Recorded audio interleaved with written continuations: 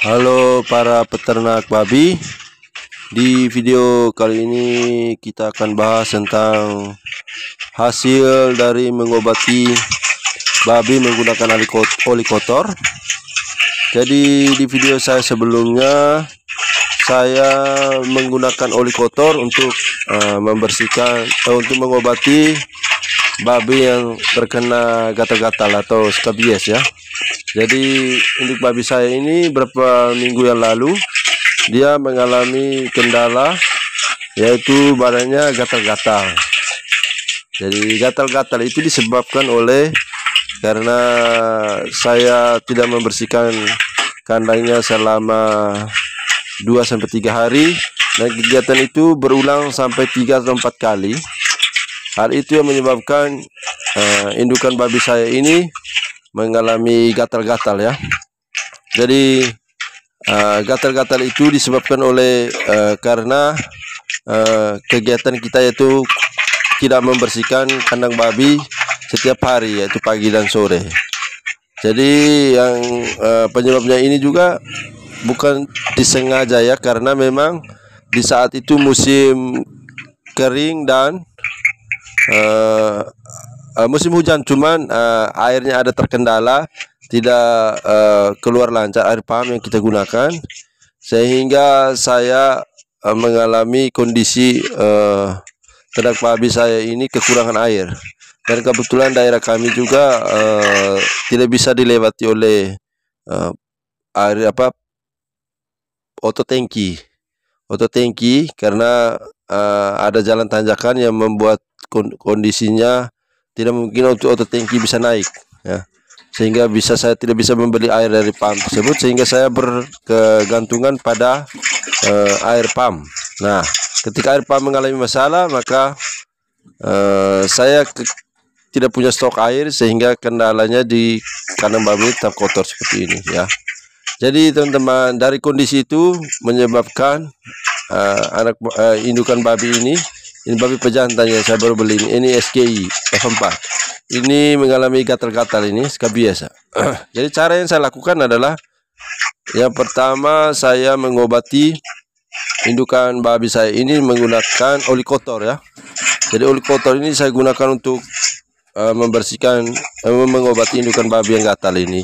Tapi sebelum membersihkan indukan babi ini, saya mengobati indukan babi pejantan ini dengan oli kotor. Saya membersihkannya menggunakan sabun dulu ya. Jadi saya bersihkan dengan sabun, lalu ke seluruh badannya. Saya siram sabunnya ke seluruh badan dan juga ke seluruh kandangnya. Nah, setelah itu saya bersihkan mereka, bilas. Setelah saya bilas, kemudian saya obati dengan oli kotor ini. Jadi saya mau tes bahwa obat tradisional itu juga apakah ampuh atau tidak ketika membersihkan babi yang terkena skabies atau gatal-gatal seperti ini. Dan kegiatan ini saya laksanakan selama 4 kali ya. Jadi saya mengobatinya selama 4 kali, dan hasilnya seperti ini teman-teman. Nah, jadi indukan babi ini lukanya sudah mulai sembuh ya, sudah mulai membaik seperti ini yang Anda lihat di video ini. Nah, selain itu juga saya juga tetap menyemprot atau menginjek indukan keliling kandang, dan di dalam kandang ini menggunakan disinfektan yang saya buat sendiri. Cara disinfektannya saya buat dari oli kotor, campuran oli kotor, campuran minyak tanah, dan juga campuran sabun atau mama lemon. Lalu saya aduk rata, kemudian saya masukkan ke dalam botol, lalu saya injek. Dan kegiatan ini saya lakukan rutin setiap pagi ya. Membersihkan kandangnya juga, saya selama dia sakit ini saya selalu menggunakan daya atau sabun deterjen. Saya bersihkan badannya, siram badannya dengan deterjen, kemudian keliling kandangnya juga menggunakan deterjen ya.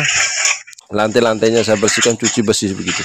Kegiatan ini saya lakukan selama 4 kali, dan hasilnya lumayan teman-teman. Ini lihat ya, lukanya sudah mulai membaik dan mulai sembuh ya.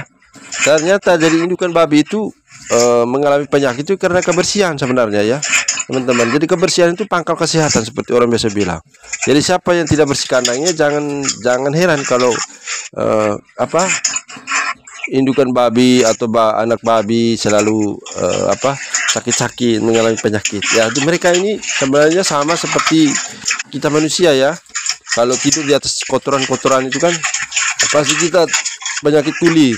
Sebentar kita cacingan, sebentar kita diare, dan lain sebagainya.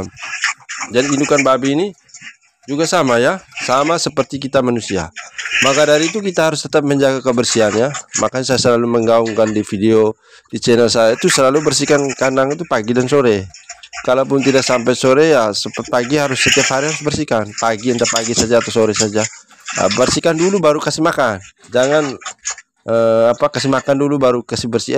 Itu sama mereka makan dengan kotoran-kotoran, bakteri-bakteri. Terlebih air kencing itu ya, air kencing babi itu sangat mengandung gas, apalagi kotoran itu mengandung gas yang sangat tinggi.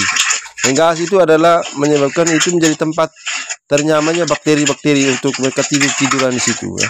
Maka bakteri-bakteri itu akan menggerogoti tubuh babi itu ya. Seperti itu. Nah, jadi teman-teman yang mau coba hal ini ya silakan praktekkan ya. Tapi saya ingatkan bahwa kebersihan itu pangkal kesehatan ya. Kalau kondisi sakit seperti ini, Anda harus bersihkan menggunakan sabun ya. Masukkan dengan deterjen di dalam air, siram keliling di dalam kandang dulu. Siram di dalam kandang, baru setelah itu Anda siram kembali, bilas kembali, kotoran-kotoran dibersihkan. Setelah itu Anda gosokkan dengan oli kotornya ya. Gosokkan itu selama 4-5 kali. Pasti ada perubahannya teman-teman. Tapi intinya bahwa harus dibarengi dengan memandikan babi dengan deterjen ya. Setelah itu juga disinfektan tetap wajib setiap pagi dan sore. Disinfektan itu tujuannya untuk membunuh bakteri-bakteri yang ada di berkeliaran. Karena sebenarnya dia ini bakteri yang menyebabkan dia ini skabies ya. Bakteri itu ya yang menyebabkan dia ini terkena ini adalah skabies ya. Ya, jadi dia ini namanya penyakit skabies, ya gatal-gatal.